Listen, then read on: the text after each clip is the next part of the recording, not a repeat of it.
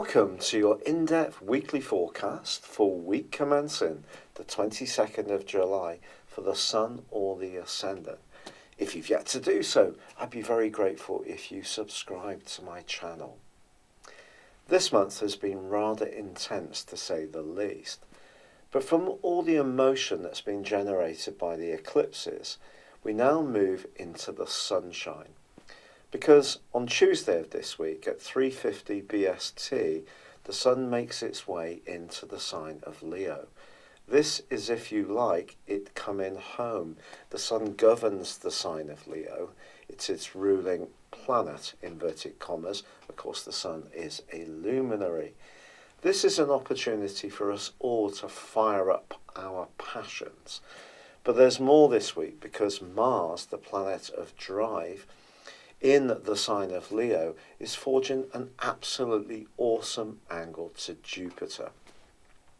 Jupiter may be continuing to retrograde through to the 10th of August, but it's still the planet of expansion, and in the fire sign of Sagittarius, it's linking in a fire triplicity to Mars in Leo.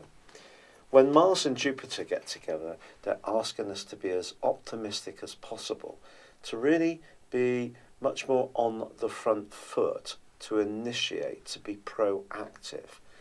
And with Venus moving into Leo also as the week draws to a close, we're seeing a real shift of energy. Of course, Mercury does continue its retrograde, and it is in the latter part of this week also going to go into a broad opposition with Pluto. So there could be somebody who is inclined to be rather dogmatic, to be rather opinionated, to want everything on their terms. And also, as the week draws to a close, the Sun does start to clash with Uranus, which is rather a lively influence to say the least. Uranus is about freedom, the Sun is about our very being. So it's possible that when it comes to the way that we want to enjoy life, which is essentially what Leo is encouraging us to do, we may find ourselves being much more impulsive. This could be around our love life, it could be around food and drink, it could be about just burning the midnight oil. But some kind of rebelliousness or impulsiveness is definitely possible at the end of this week.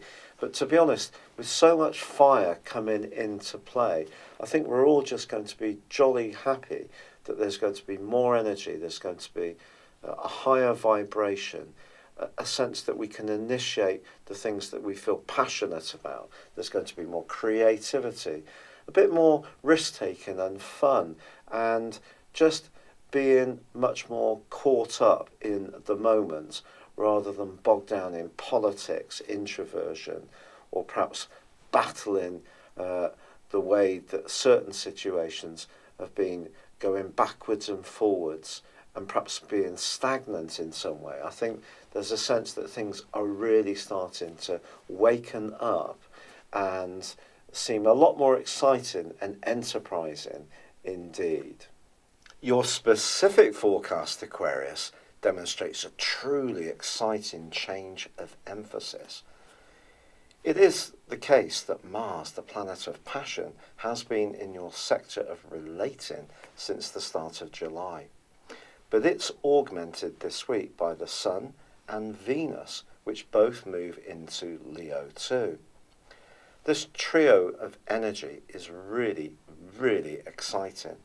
It's going to heighten your vibration.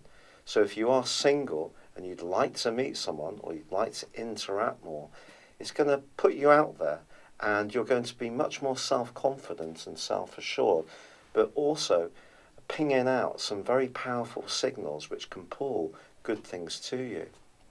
One of the reasons for this is because Mars is going to be linking superbly with Jupiter. So if you can get together with friends in social situations and mix and mingle, do. Or anything to do with connecting with people who share your values, that can be exciting as well. It is true that Mercury is still tracking backwards in the part of your scope that's to do with the nitty-gritty of life.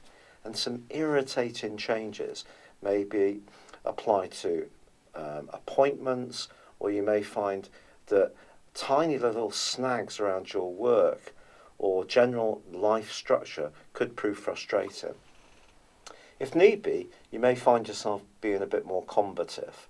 But the great thing about the Sun and also Venus is they can help you to find the right balance in your approach.